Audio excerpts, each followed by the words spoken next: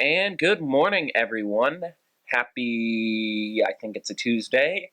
Welcome back to the podcast starring me, Carter, and not Nick. Actually, Nick is here today. Say hi. Good morning, YouTube. I still had to do it. I'm sorry. Yeah, I mean, if you It was required. you could have led with that. Probably would have worked better than me just rambling. Yeah, but you started, so I couldn't just jump in. Oh, you could have. I mean, it would have been rude. I but thought you this could have done it. podcast was built on respect, Carter. Oh, well, I guess we both learned something today. Anyway, welcome back. How are you doing this week, Nick? I'm doing okay. Feeling good. Feeling great. It's good to know. Feeling good and great. I don't know. I'm doing all right. Oh, good. How are you doing, Carter? Doing all right. Suddenly have a runny nose before the show starts, of course, but some interesting turn of events for myself. I mentioned last week the whole Zelda thing. Yes. I'll probably find excuses to bring that up with every podcast. But so they were giving out these little brass collectible coin things, and I managed to secretly get 2 of them because I answered a trivia question, and they didn't realize I did after I played my demo. And it turns out they're worth like almost $600 on eBay now because people like their their themed tchotchke. Yeah, I was gonna say I'm gonna get some cheddar. And all in ones, please. Yeah, all in ones. Just so you can throw it around. Yeah, and only throw it around. That's right. It's never to be spent, just to be thrown around. Yeah.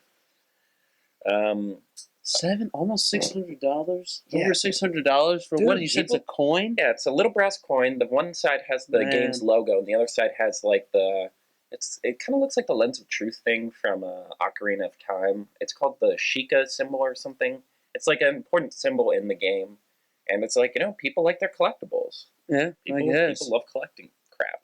There you go. And I have 2, so I'm Miley Cyrus. I got the best of both worlds. That's right. Rock it out, take it slow, then you rock out the show or something. I think it's, you know what, I best not say, because if I get it right, it could be more embarrassing than if I get it wrong. Yeah. Better actually, left unspoken. Yeah, good idea. Shall we kick it off this week? We should. Unfortunately, going from that game of hijinks and fun, we're probably going to start off with some of the some of the more dour news. I feel like every time we start off, this is only our 4th podcast, and every time, at least 3 of the 4 times, we started off with someone like pretty influential in the sporting world passing away. Yeah. It's really depressing. Do you want to dive into it? Yeah, Carter and I were coming up with things that we'd like to talk about for this week, and this being Tuesday morning, both Pat Summitt, arguably the greatest college basketball coach, not women's, but both men's and women's of all time, and Buddy Ryan, perhaps one of the most effective defensive coordinators in NFL history, both passing away on the same day. That really gets me down, man. I mean, obviously, we don't know all the details about, like, the causes and, Well, particularly with Buddy Ryan, it appears that Pat Summitt was suffering from early onset dementia. Oh, yeah, I remember that. I guess we don't know if that was the cause of. It was certainly the cause of a lot of, I'm sure, pain and discomfort for her. But as far as speculating, it's not our place. Obviously, there's greater philosophic and intellectual minds to discuss the complex nuances of someone's passing and what it means. But, just watching ESPN for about an hour before the show, it is so interesting seeing them bring on all of these different players. Like Mike Ditka talked a little bit about Buddy Ryan. A couple of different players came on to talk about Pat Summitt. And just the level of reverence and emotion they had talking about these 2 legends is something that really hits you hard. And you just realize, if you're a coach out there, remember, you are making an impact on a lot of people. Even if sometimes it might be frustrating, even if you butt heads with your players sometimes, you're making an impact on that person's life, and they're not going to forget that. Absolutely. And I was scrolling through Twitter this morning when I heard about the news, trying to sift through and see what I could find. Philadelphia's own SportsCenter anchor Kevin Negandhi said, Buddy Ryan was the only assistant coach ever to be carried off by his team after they won the Super Bowl. That's Really? how much that Buddy Ryan meant to his players. And of course, well, not of course, but Carter and I are referring to the 1985 Chicago Bears who went 15-1, winning the Super Bowl under Mike Ditka and Buddy Ryan. Just some quick stats for you here now that I have them up. No surprise that all of these ranked first in the NFL in that year. Points allowed, 198 points allowed in 16 games. Rushing yards allowed in a whole season was 1,319. And that's 12 points per game, if anyone's curious. Yeah, 6 rushing touchdowns allowed, 34 interceptions, and 54 forced turnovers. Oh, Those are some unbelievable numbers. Really hard to imagine, actually. Pretty remarkable That's for Buddy Ryan. That's jaw-dropping stats, actually. It really is. It's incredible. And I believe you said Pat Summitt has the most wins of any basketball coach in all of collegiate sports. Pat Summitt ranks first in NCAA Division I basketball history with 1,098 career wins. Not only did she win 1,098 games, her overall record was 1,098 and 208. She won 84% of her total games. And it doesn't end there. 38 seasons coaching at Tennessee, 18 Final Fours, 8 national championships. She won, I believe, a silver medal as a player and coached the United States women's to an Olympic gold. Wow. It doesn't get any better than that. I mean, what more can you want in a basketball coaching career? It's unbelievable, and it's really sad to see these two legends in their sport go. Yeah. Well, in heaven right now, they're probably doing one big Super Bowl shuffle and some kind of Tennessee-based celebration. I'm not familiar with the school's cheers and or dances, unfortunately. Yeah. Are you ready to roll on to the next we topic? should. Yeah. Philadelphia, or as I like to call it, the Big Apple. It's the wrong city. I know. But you know what? But I appreciate the effort. Yeah. Well, you know what? When the world zigs, I zag. So, Nick, recently, pretty much all of the Philadelphia sports teams have had especially early draft picks. I think, save for the Philadelphia Flyers. I don't know what draft pick number they had, but Right. what do you think of all these draft picks? Let's run through them. Where do we start? Probably, what was the most recent? The most recent was the Flyers. The draft happening in Buffalo, New York this weekend. Yeah, and apparently the word around the street is it went so well they're considering having an all-star game there now. Buffalo's on the rebound, man. There you go. It only took us several decades of figuring out what to do when the steel industry failed, but hey, we did it. Good for Buffalo. And the first round pick, Flyers took German Rubitsov. German? See, this is bad because I never bothered to look up the pronunciation of his name. I'm probably butchering it. He's 18 years old. Okay, 18. Younger than us. That's right. Well, you're older than both. Younger than both of us. That's right. He is now a member of the Philadelphia Flyers after playing only 39 games professionally. Was he like super good in those games? 28 of those being for Team Russia, the under-18 team for Team Russia. Oh. In fact, his minor league hockey, his junior hockey league team name was Ruski Vityazi. I butchered it again, but the point is, this kid only played 39 games. It's just, as a whole in professional sports, it's fascinating to me how these kids come out younger and younger, Yeah. but they seem to get Well, it's like child stars, they just churn them out younger and younger, and man, they look, they still look older, but I don't know. There's a joke there that I'm not finding. that. Something about Disney Channel stars. So you asked if he played well in 28 games for Team Russia, an under 18 team for Team Russia, this past year. He scored 12 goals, had 14 assists. That's a total of 26 points. All right. Well, to be fair, about 12 of those would have had to have been taken away and distributed evenly. But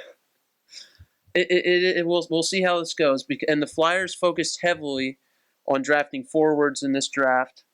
The Flyers having Shane Gostisbehere, probably one of the best young defenders in the league, named to the All-Rookie team last year, narrowly missing Rookie of the Year award. at this point, the Flyers are the best Philadelphia sports team, right? They weren't that far out of the playoffs, right? No, they were in the playoffs. What? And they made the playoffs. Oh, God, you're right. They made the playoffs. They lost to the Washington Capitals in the first round this past season.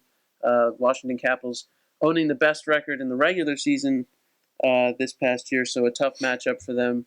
But no, you're absolutely right, and the Flyers are definitely looking up with a lot of young talent. Yeah. It'll be interesting to see how that season shakes out. I just hope they don't get stuck in that that territory the Sixers were in for forever. There were like 3 seasons where we were like the 8th seed, the Sixers, and they would just get steamrolled by either get steamrolled by the Heat or narrowly beat the Chicago Bulls because Derrick Rose tore his knee. And I hope they don't get stuck in that, because lest we forget, the solution to solving that for the Sixers was just tanking. So hopefully the team can sort of break that ceiling. Yeah, we'll see. Hopefully. And on to the teams that the least hopeful of the teams right now, I guess. Who's that? The Phillies. You're thinking the Phillies? Yeah, because at least the Sixers, I believe in I believe the process, or trust the process. I believe it's called. Yes. #trust trust the process. I'm not sure. Well, we'll get to that. The Philadelphia Phillies selecting first overall in the 2016 draft, selecting Mickey Moniak. I like the name. I like the name too. He's an outfielder. Okay. He's a lefty batter, throws right. Okay. My kind of guy. No. Well, sorry, we can't all be ambidextrous, but okay. This kid was born in 1998. He's going to be playing professional baseball. Anyway, that's just only the thing 90s that keeps kids. Only 90s kids. That's right. Only 90s kids will understand. But he's supposed to be an extremely versatile outfielder. He's got a pretty good bat. He's got good. He's got a lot of hustle, a lot of drive, according to the experts. Experts. Hey, Who needs experts? The Brexit taught us we don't need any more experts. So we'll get to the Brexit later. Oh, yes, we are. Yeah, we'll have to see. Right, the Phillies looks to have maybe a good start to the 2016 season, and then, as we mentioned last week, have really dropped the ball in June. Really soiled the sandwich, if you will. Yeah, that's win over the Diamondbacks 8-0 last night. But can we just bring this guy up now just to see, or do you have to wait a whole year? That's a good question. I don't know how the process works. Well, they will not bring him up immediately to Major League Baseball. He'll obviously go through the farm system. How quickly he ascends through the farm system could be based on the necessity of the Phillies organization. Well, I just do not trust the Phillies management, like front office management, at all when it comes to young players. Like, the consistent complaint was like, oh, Ryan Howard came up too late. Oh, this guy came up too late. Oh, we were too late to bring up, God, what was that one guy's name? Outfielder, young guy, sort of came in near the end of the successful era of batter, got decent hits, sort of fell off the map. For the Phillies? Yeah. Just start listing off Phillies players from, like, 2013. 2013? Yeah. Who was that one guy? I feel like you and I were talking about Hunter Pence a couple days ago. Hunter Pence was we got rid of most of our, like... Yeah. Our, right. Most of our depth in the what's the system called? The the minor leagues or the prospects. That's what it's. We lost all of our There you go. prospects for Hunter Pence, and then he just bailed. Yeah, who was that one guy? We almost had to trade him to get Hunter Pence, but then we figured out a way to keep him. John Mayberry Jr. No, not him. Not God, not him. Jeez, this is gonna drive me crazy. All right, I'm trying to think. I don't even the young outfielder in Yeah. 2013. all right. Hold on. Philly. Does he play for the Phillies now? I don't think so. He was a batter. He was kind of a cool guy. Oh my God, I'm gonna go crazy. We're just stalling. Oh God, I'm stalling the show. What am I doing? Young guy? Yeah, relatively young. I'm trying to think. Uh, I mean, we've got Jason Worth, no, Shane Victorino, no, Ben Revere. no. Keep going. Uh, I don't even know if I'd remember his name. oh boy.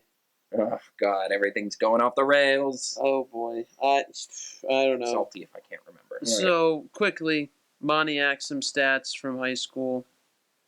He's from California. Dominic Brown, I was gonna guess Dominic Brown, and I couldn't. son of a gun. I couldn't- He isn't even on the team anymore. He's on the Blue I Jays. couldn't quite remember his name. I knew it was something Brown, but I couldn't. God. He's in the Blue Jays too, isn't? That's where Yeah. Ben Revere. No, Ben Revere was in the Blue Jays organization. He was a top prospect in all of baseball, and we lost him. Well, Yeah. he sort of fell off the map, though, to be fair. I believe Ben Revere now with the Nationals. I think he is. I think he is, yeah. Anyway, Moniac 476 as a high school senior, 12 triples, 7 home runs, and 46 RBIs. But it's like, how do we even, like, that's such a different universe. It is. It's like, so we were hard just, to know. We were only 2 years removed from high school, for goodness sake. It's really hard to know, and that's why there are people that are paid to scout, I'm just, like, and we're not. it fathoms me that we're allowed to draft people out of high school. It's just bananas to me. It's just a load of bananas. Yeah, it's tumbling off a tree. It's interesting that it's been instituted in basketball. Well, that was that was after some high-profile meltdowns where it's like, okay, just because LeBron James does it doesn't mean everyone else in the NBA can do it. New rule. Yeah. Yeah. Yep. And then it was like, okay, so we need to put that rule in. But I guess for baseball, you can sort of get away with it because it's like, well, they're not going to play for us for another 6 years anyway. So, but God, well, you hope Moniac comes up through the system faster than that. I mean, yeah. I mean, he has to. Well, yeah. Number one there's not really a overall pick. choice at this point. I really think they should just try to bring him up now, just to see, just for giggles. No, the transition. No. I mean, maybe it's because we're two college boys, but it's just hard for me to fathom. Yay! I just finished high school. Now I have a job for 110. I have a pretty much all year round job of training and lifting. Well, and these and drug use and lifting. Well, sometimes. And these signing bonuses, upwards of and $4 or $5 million and advertisement. That would be a nightmare. Oh, that would be. Ooh, no. And of course, 2 more Philly sports. Although the Philadelphia Eagles pick of Carson Wentz has been pretty publicized, already taking place much earlier. But I feel like we're getting trolled. Where did this guy come from? Carson Wentz. Maybe it's just because I'm biased toward bigger colleges, but it's like, okay, quarterback from Ohio State. There's quarterbacks from this school and that school. Where was he even from? North Dakota State. Was it that bad a draft class where we're like, all right, we got to start looking at the D1? That bad a draft class. He won 3 straight national titles. But I know, but it's a different level. Man, I don't know. We'll see. I'm biased, I was skeptical at first, but it sounds like that this kid's the real deal. And everyone seems to like him. I just feel like we're being trolled. He's got a good personality. It sounds like a good personality. He's always that's what you say when you can't think of anything positive to say. No. But you know what I mean. I think that his personality is pretty well set. To fit the fans of Philly. The Philly fans like someone who works hard and is involved with the fans. And I think that Wentz could fit right in. As you know, I hate the Eagles, so I have to be antagonistic. It's true. Well, To be fair, I liked them for a little while when like pretty much that entire like generation one of what we saw, like McNabb, all those guys. Once Yeah. that class sort of got pushed down in favor of like Nick Foles and Chip Kelly and LaShawn McCoy, I started to like them more because I'm like, oh yeah, all the guys who kind of annoyed me are gone, and now it's all the hip young kids. And then Chip Kelly And then started that annoying imploded, and I'm everyone like, well, else. yeah. Then Chip Kelly decided he knew better than literally everyone. Yep. And then I'm like, well, these guys suck. And now I'm just sort of ambivalent. Like I'm Shadow the Hedgehog essentially. I'm ambivalent to good and evil, or something. I don't know. Wow. We went all the way to Sonic. Yeah. Sorry, I just watched someone play Sonic in the Black Knight for the first time. It is honestly some of the most. I'm gonna have to show you this video after, or maybe during, because oh Nelly. But yeah, I don't. It just feels. I'm just cautious in general when a guy sort of climbs up the draft boards late, because I'm like, well, why didn't he show that earlier? Why didn't people start seeing him earlier? It's like, lest we forget, Jamarcus Russell sort of springboarded from like third round to number one overall pick in the span of like 3 months. If there's a video that you haven't seen, it should be Stephen A. Smith on First Take bashing Jamarcus Russell, because that, dear friends, Like when he was like just coming out, or after he essentially stole the Raiders' money and never returned to the NFL again. After he took the money and run, it took him until November to sign a contract, and then they're just like, oh no. Yep. Yeah, Oh, that's a funny. video that everyone needs to see, because it is maybe one of the funnier things that you'll see on live television. I mean, that's the only reason why we have these new like caps for how much you can pay rookies, because of Jamarcus. Well, to be fair, it was a lot of players holding out. Like, I don't think Michael Crabtree that year. Like Michael Crabtree the next year held out till like November, but just in general, it's like, okay, new plan. Yeah. Let's not give 21-year-olds $70 million. Yeah, that isn't a good idea. But yeah, no, he'll probably be fine. It's like, I'm just like, how is he going to handle the elevation of talent? How is he going to handle Sam Bradford throwing a hissy fit? How is he going to handle sort of a dysfunctional team in many ways? Yeah, we'll see. How is he going to handle the stress of the Brexit? How is he gonna? Yeah, I'm gonna keep name dropping it. Yeah, you are. We're getting there. Finally, thoughts on the Sixers' first overall pick, Ben Simmons. Oh, it's the pick they had to make. Right. That's I feel like that's the only thing I can add. I'm like, who else? Like, we can talk. You can try to defend Brandon Ingram until the cows come home, but objectively, Ben Simmons is the better prospect. Yeah. Well, and it's a pick that you're right that the organization had to make, because if they didn't take Simmons and he ended up becoming a star, the city would never forgive the Sixers organization. We've been tanking to get this first overall pick, and then we don't pick the first overall pick. Yeah, that would be something. And we'll see. And there was speculations of a trade going through for the Sixers to try and get rid of one of their big men to get a good shooting.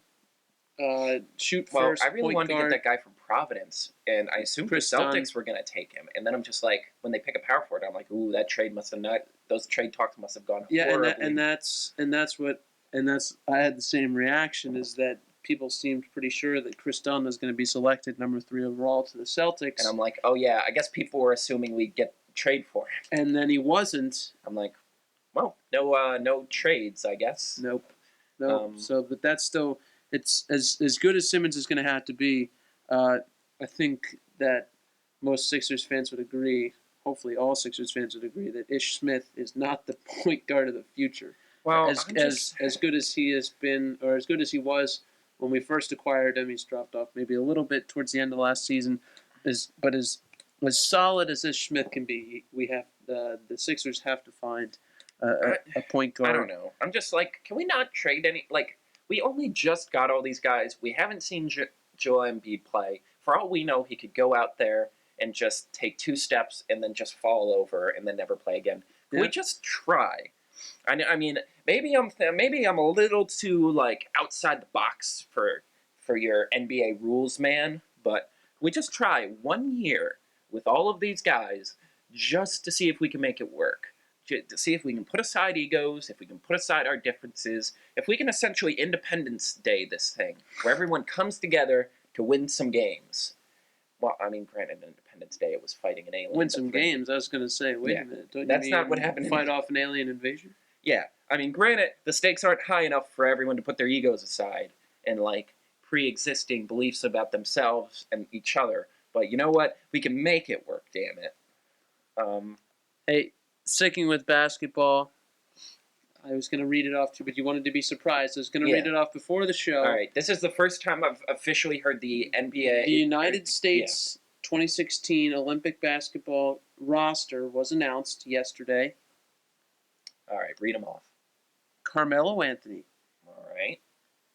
Harrison Barnes, Jimmy Butler. Oh, Jimmy Butler, come on, man. Jimmy Butler. He's had an excellent year for the Chicago Oh, Bulls. for some reason I was in the wake thinking of Jimmer Derrick Rose. Fredette, and I'm like, Wouldn't that be a surprise? oh Jimmer no, Fredette that would be riding the abandoned bench. ship. I believe. Abandoned ship. I think the last time I heard about him is he was playing for the Knicks D-League team in Westchester, New York. Oh god, I shouldn't be laughing. That's mean, but Unbelievable. oh, the D League. Oh, buddy. DeMarcus Cousins, Okay. DeMar DeRozan All from right. the Toronto Raptors, Oh, right. Kevin Durant, Okay. Paul George, hmm Draymond Green, Kyrie Irving, Okay. DeAndre Jordan, All right. Kyle Lowry, All right. and Klay Thompson. Ooh.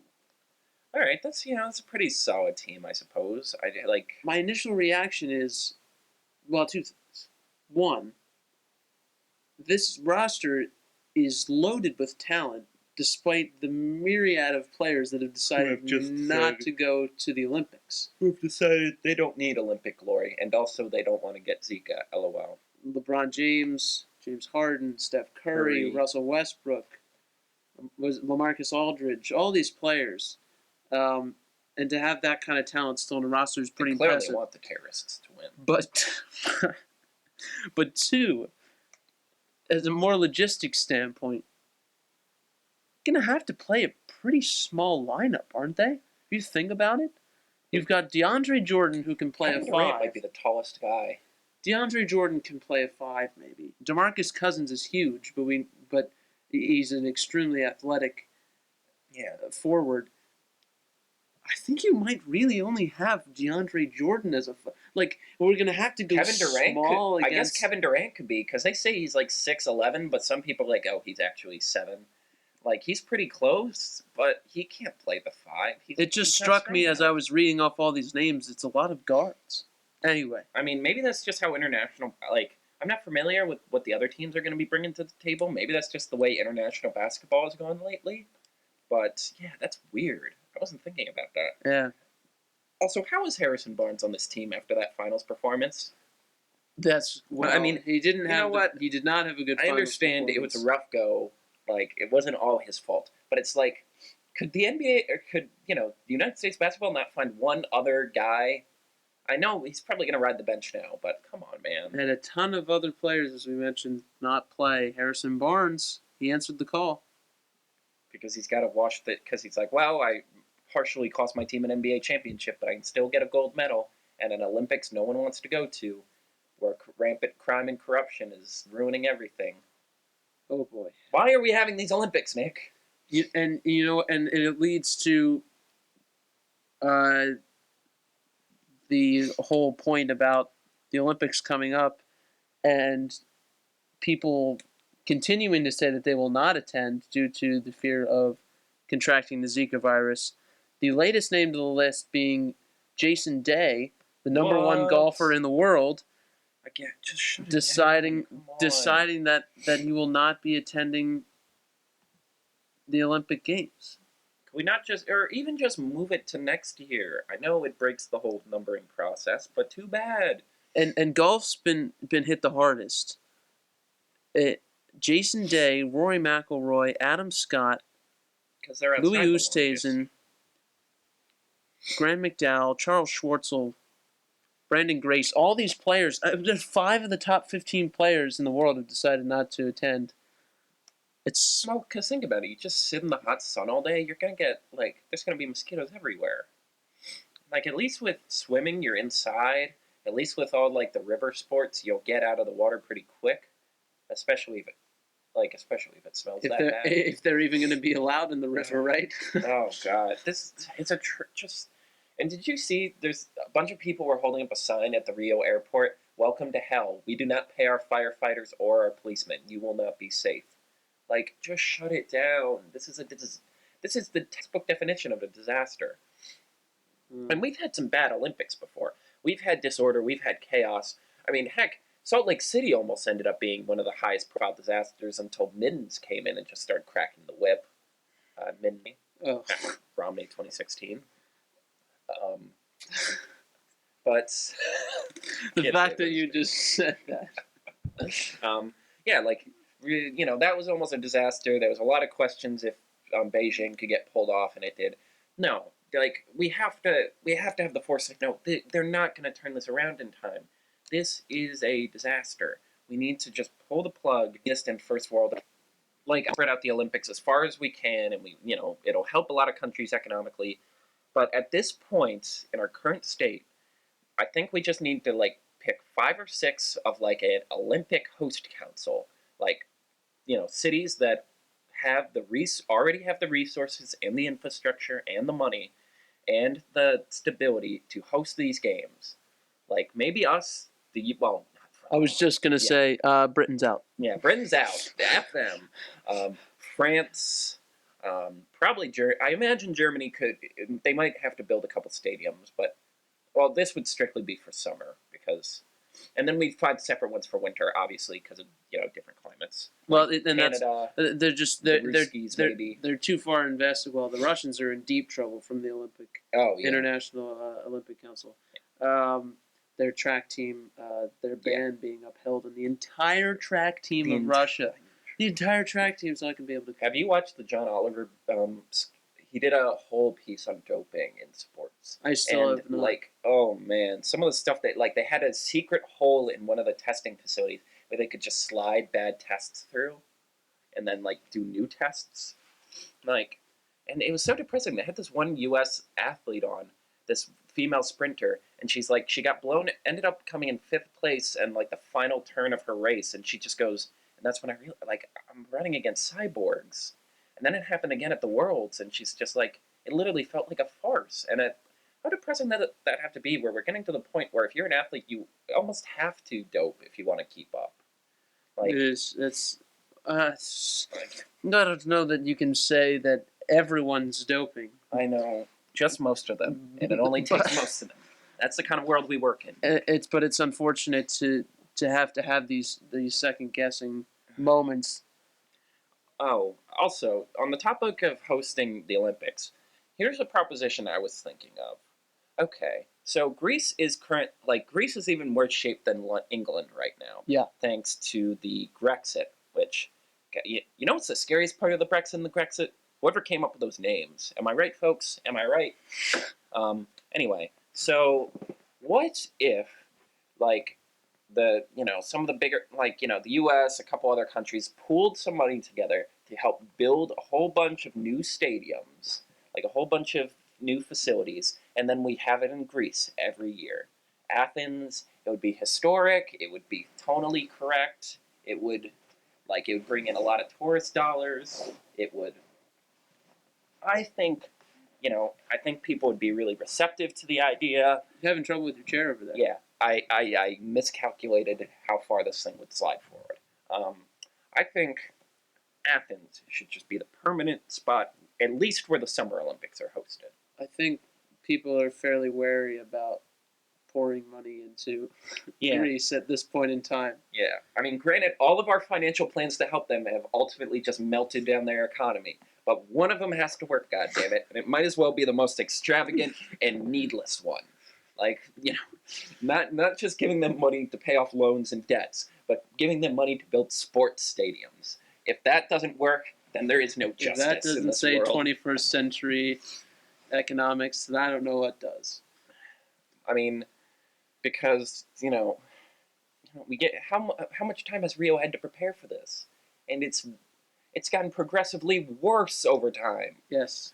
Like, it's even worse than it looked before. Well, but you have to imagine you can't blame Zika virus on. And, well, not just the Zika, but the political scandals, obviously and the corruption. political corruption and Chaos the in the environmental streets, state. dogs and cats getting along.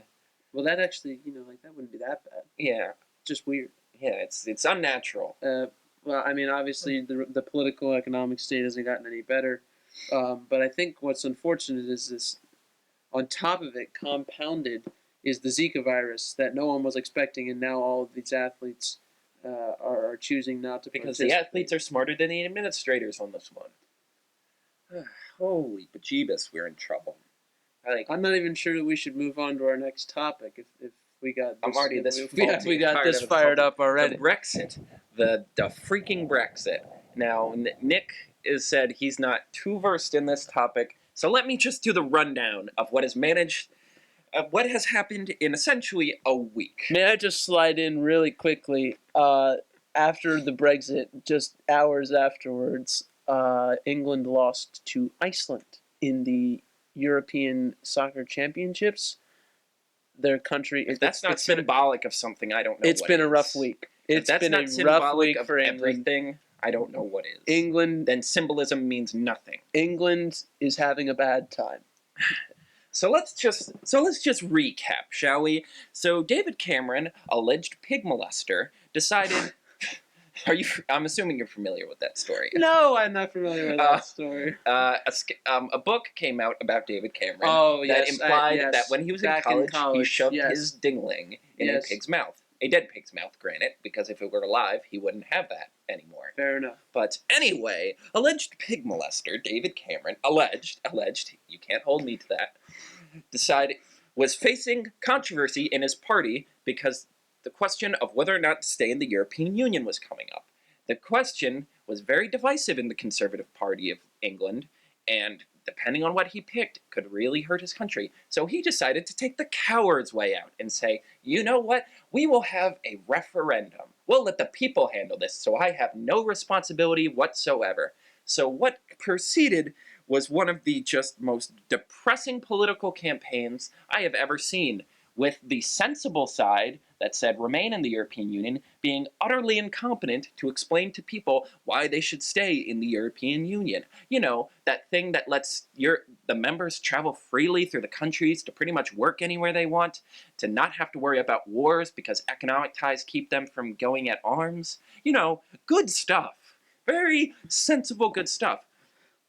While the Leave Party lied through their effing teeth, and we'll get to that. Oh, we will get to that.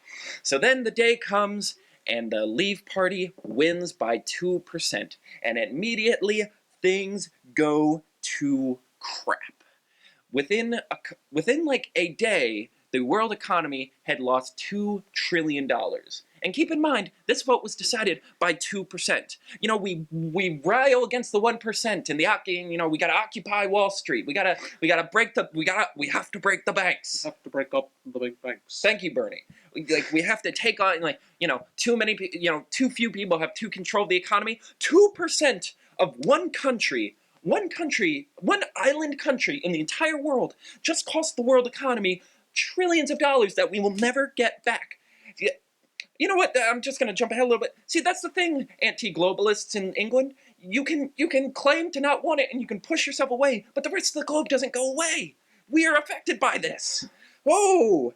So, okay, $1 trillion just gone. The pound plummeting. Oh, the pound is plummeting. My sister's crap. going there soon, and now she's going to be able to buy stuff for a change.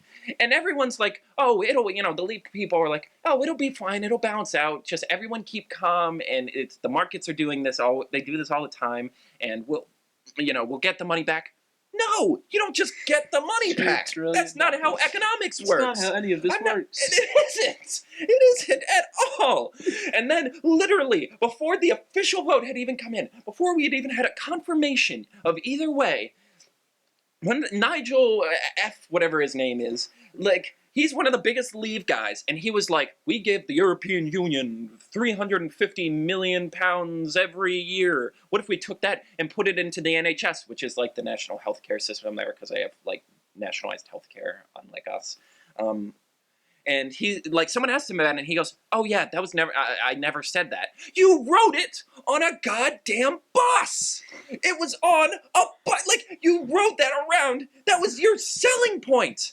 That was your biggest selling point! And you straight up acknowledge, hours before the decision, that you lied, that that wasn't gonna happen. And then you're like, oh yeah, we're probably gonna have to privatize our healthcare now. You know, that thing no one wants. That thing that when we had privatized healthcare here was a disaster. That thing that would literally cost people their lives.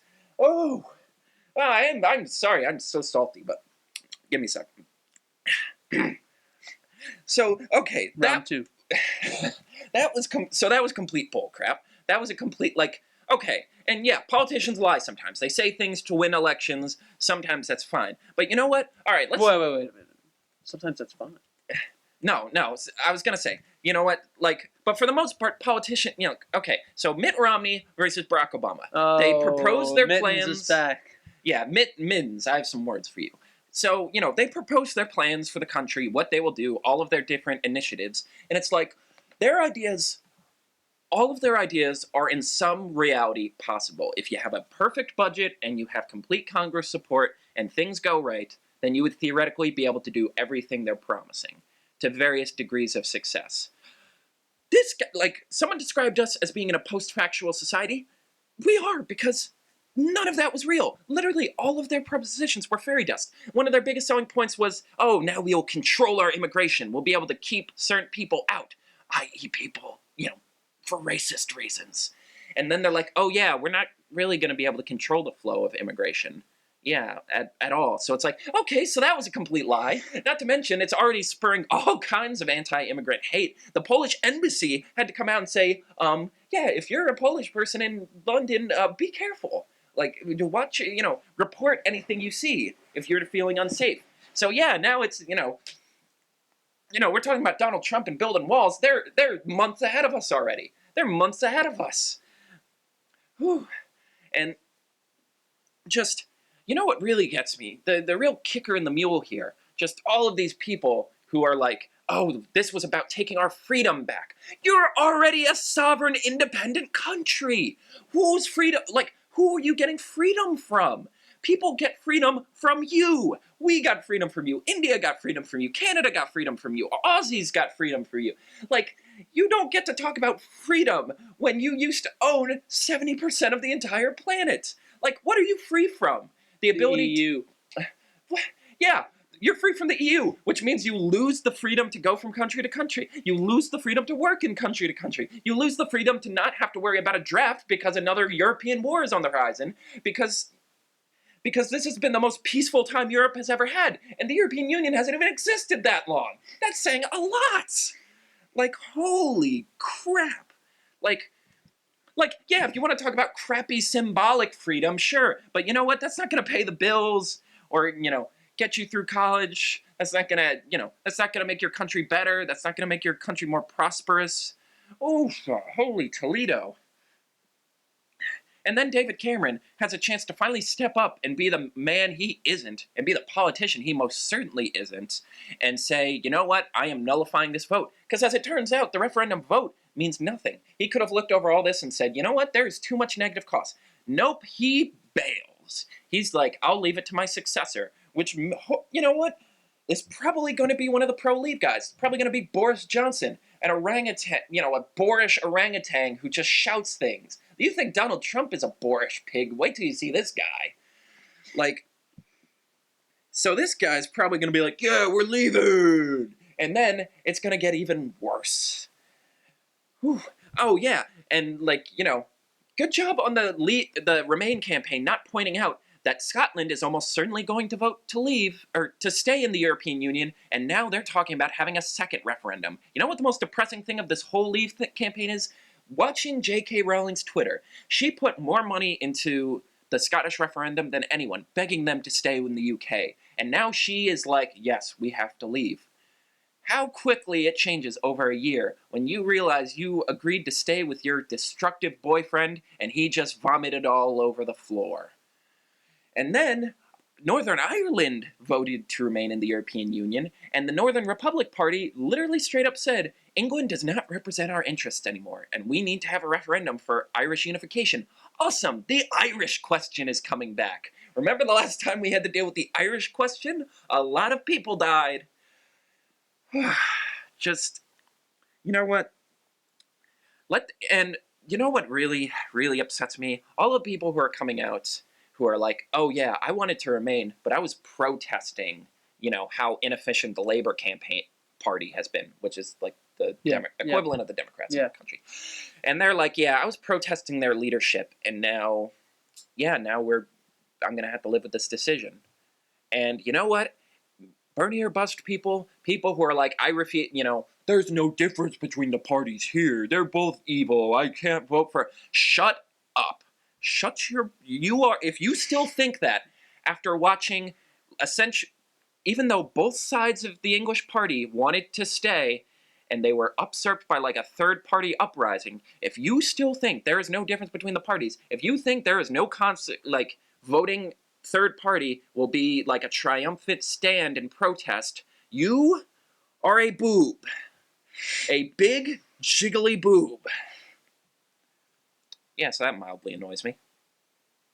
Yeah. Do you have anything to add to that? The only thing that I have to add to that is, of course, sports related. When Wales played Ireland over the weekend, and Wales, by a slim majority, voted to exit the EU, while Northern Ireland voted to remain in the EU. And Northern Ireland's fans, and I believe this is true, via Twitter, started chanting at the Welsh fans, we voted Remain, we voted Remain, we're not stupid, we voted Remain. And that is one of the greatest burns in all of sports. The only thing we have history. now is our memes. I've realized memes but isn't that all we've ever had? Yeah. I mean, within, since 2010 when that became a thing. You're right.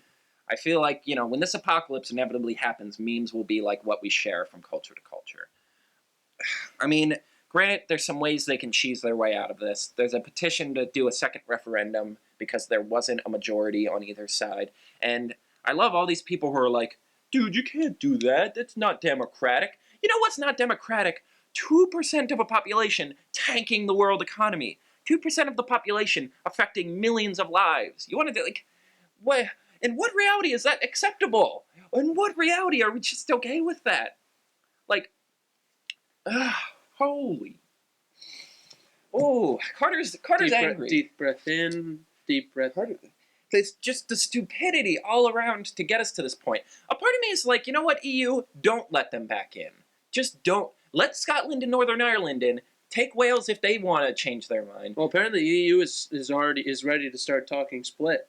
Yeah, because you know what? Because they're sick of this. Because they're sick of this. Because it's like they have dealt with this crap their entire existence because Britain always wants special treatment because, economic stability and world peace is just too effing good for great freaking Britain.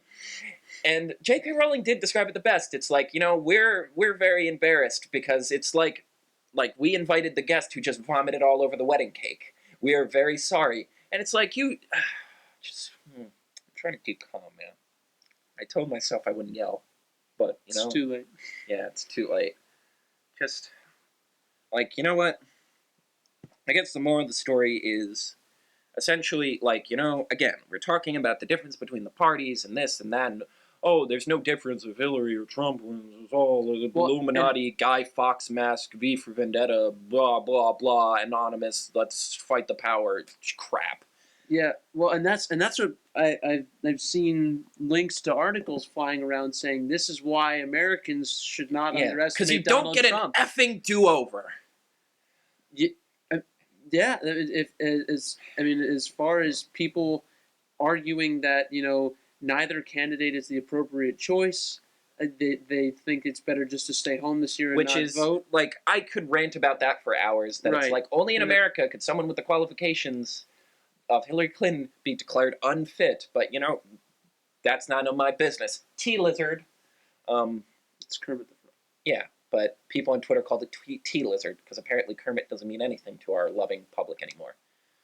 Like, wow, that's disappointing. It really is. Wait, have you heard that story? No. A bunch of people were like, check out that T-lizard on LeBron's head. I'm like, oh, no one knows what Kermit is anymore. He's literally the type of animal. You know what? The type of animal he is in his name. He is Kermit the Frog. You know what? Forget the Brexit. This is the international tragedy we have to deal with. Oh, come on. That's what we're qualified to talk about, not complicated economic disasters. Millennials, man. Well, okay, and all these millennials are like, and you know what? There's a fair thing to say, because 65% of 24 and under voted to remain, and 65 of 64 and over voted to leave, and all these kids are like, you know what? They just cost us our future. We assumed we'd always have the ability to travel and do all this, and now we lost it. Well, you know what? That's why you show up to vote. I know it's a tale as old as time, beauty and the inability to get young people to register and go out to vote, but you know what? It matters. Because this crap will affect you way longer than it will them. And don't be like, oh, we all did vote. Because bull crap, millennials outnumber baby boomers. You didn't go out and vote. And you know what? Like I was saying, we talk about, whatever party is irrelevant. Right now, the two parties are the parties for progress, globalism, and a brighter future, and, regression, isolationism, and setting ourselves up for more and more failure. Pick the right side, damn it. Oof, I didn't mean to get that political. I'm really sorry. Wow. What else do we have to talk about?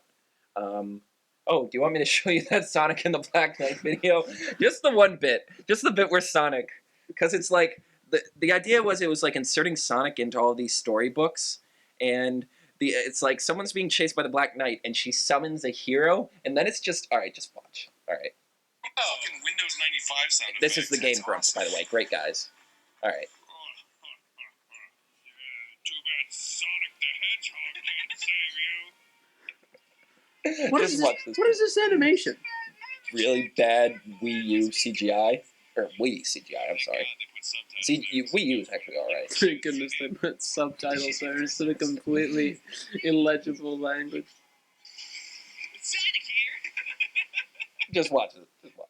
Please, Lord, go fast. Oh my God. Just look at him. He's got two chili dogs. How freaking ridiculous this is. It's like some kind of anime thing, and then just Sonic the Hedgehog shows up. And then he has to save his chili dogs. And the reaction, they're just beside themselves. I'm sorry, people. I know we're just listening to a video that you can't really hear, but after that tirade on my part, I really gotta just watch this next part and then we'll stop. Sonic runs fast. Because he's always having to take roots and shits from eating all of his chili dogs. Wait, hold on, you guys. Oh God. It's too much. Alright, just this part. Too much. Okay, that's enough. That's Facing a giant armored monster, and he's just eating a chili dog. So I'd highly recommend watching the Game Grumps. They're great, they're funny, and their playthrough of they just started a playthrough of Sonic and the Black Knight, and it looks to be just hilarious. But so let me set the scene. Some kind of anime fairy wizard girl or witch girl, I'm sorry, let's be politically correct, but anyone can be a wizard. Wait, what's more politically correct, calling everyone wizards or being wizards and witches? Because that's gender binary. Dude, the look on your face, you're like, I have no This is literally where we are right now. Yeah, this is trying to decide this is what happens when the Brexit happens. Better to call imaginary people witches or wizards. This is what happens when people leave the EU. Carter has a meltdown, guys. Unbelievable. Anyway, so she's being chased by some giant knight in all black armor on a flying horse, and he summons all of these monsters to surround her. She stabs her staff into the ground. It's like, oh, spirits, bring a swift knight. A hole shoots into the cloudy sky, and all of a sudden a figure just starts falling, and just in his, nasally 90s kid's voice goes, ah! and he has 2 chili dogs with him. No, not with him. They're Falling behind him. with him. And he has to catch them before Yeah, he has they to hit the catch them ground. before they hit the ground. And then he just looks... Never mind the girl that just witch/wizard that just summoned him. And that's a reference, or I think it's a reference. There were 2 Sonic cartoons in the 90s. One was like very sort of the more child-centric one, like where it was just him goofing around, running away from Robotnik. And a big thing in that was he loved chili dogs. It was always chili dogs. And the other one was this like serious, like, well, not serious, but pretty intense. Like it would fit in really well in today's animation canon of like, they're fighting against Robotnik because he's taken over the world and is slowly destroying the forests. Like, pretty intense action show for kids. Mature. I would say it's like on the level of something like Steven. Maybe not like Steven Universe level, but, it's something that would be fit in on Cartoon Network now. Anyway, I love that the one with the chili dogs is what they made canon. I love it. By the way, I had $500 on you referencing Steven Universe at least once. Yeah, I mentioned I wanted to talk about it. But yeah, anyway, and then he's just like, oh, I've done this before. He eats one of the chili dogs, licking the chili off of his goofy Mickey Mouse fingers. It just watch it. Yeah, I'll put a link in the description. It just needs to be seen to be believed. It was pretty humorous. Yeah, I'm sorry. We needed that to cool down for a sec. We have a couple more minutes. Can I talk about Steven Universe? Be my guest. What are we talking about? Yeah, at this point, it's just this is a rudderless ship we are on right now. The sails have been ripped. We're stuck at sea. We're pretty resorting to eating strictly each other. sports and entertainment podcast, and we've gone from. I just had a meltdown about the fate to economic crises in Rio to economic crises in Great Britain. Yeah, I just went on a tirade about the rise of politically far right isolationists. So I get. So I've only just started watching Steven Universe this year. What's new? Well, I don't know. So I'm getting a little frustrated with Cartoon Network. I'm sort of obsessed with this show now because it's one of those lore-heavy shows where it's like, it all is building up to something. So I'm like, I gotta know what happens next. And so Cartoon Network promised this like summer of Steven where they would have all these episodes, all new episodes, the start of season 3, which should technically be season 2, but they just split it up. The seasoning makes no sense. Season 1 had 52 episodes. Season 2 had 26. And now season 3 is going to have God knows how many. Season 1 had 51 episodes? 52. Some people, well, there's some debate of whether or not, yeah, I know. Well, it's like true about all the Cartoon Network shows now. They, like, the original season of Adventure Time had like 52. They just like, because they just spend like a year making like all of these 11-minute episodes, and then they just block them together. Oh, that's true. Yeah, also they're only 11 minutes, so it's a little shorter than it would be. Yep. Just because, they get a lot of story in for 11 minutes, though. Anyway, but then they released some of the episodes early, and now they just haven't told us, and it's like, guy, like, Cartoon Network, you stink when it comes to scheduling. It's all the time with these shows. You'll be like, oh, we'll have a big bomb of episodes here where we'll have one every day, and then not give us anything for like 7 months. And I know that gets the ratings, but it's like, come on, can you throw us a bone for once? It's like they sometimes do that with Adventure Time, and like, I understand you guys have a lot of other big stuff coming on the horizon. There's the season finale of Regular Show, and I know you're doing a crossover between Teen Titans Go and the brand new Powerpuff Girls, otherwise known as I Want to Carve My Fingers Off in Rage. But I don't even hate Teen Titans Go. I just hate the new Powerpuff Girls show. But, like, come on. Could you at least give us, like, an answer for when we can expect these episodes? And if you're not watching Steven Universe, I'd recommend it. It's, great show, a lot of emotion. 80% of character development is either through singing and dancing, subtle, like, homoerotic undertones, or crying. Cool. What's fighting. not to love? Yeah, what's not to love? Cool action scenes, probably the most gorgeous backgrounds and color palette I've seen on any animated show. And there's a lot, and I know, trust me, I've been around the block with animation. I am Becky with the good hair when it comes to animation. I've been around. So I would recommend it. Oh, boy. Thought I'd end on something positive. Becky with the hair. Yeah. Thought I'd end on something positive, something good, something telling people about a great show. Do you have any little antidotes you want to share? I don't know that I have any. I mean, my thing was just Sonic and the Black Knight, because I'm like, this cannot wait. You need to see this. Yeah. Yeah. I think it's been a week. Oh yeah. So, coming up, we will have to get off the air here in a moment. Make sure if you're not, Wimbledon has started this weekend. Any sports fan this week, Wimbledon's upon us. The fortnight. If Andy Murray, can you imagine if Andy Murray loses in like the second round of Wimbledon? Just the absolute anarch. Anyway. Ugh. And secondly, make sure if you're a sports fan, to watch Euro Cup 2016. Go Iceland! Iceland is the Cinderella story of the year. They just Did beat Poland England. get eliminated? No, Poland is in the quarterfinals. All right. Poland is in the We quarterfinals. need this right now. And if you haven't seen Iceland's elimination round clinching goal against, I believe it was Austria. I'll have to watch it. Please find the announcer who was doing the game in Icelandic. I heard it was bananas. It is maybe one of the craziest things I've ever heard in my life. It needs to be watched and listened to. All right, I'll find that video. Of the above. I'll find that video and put a link in the description.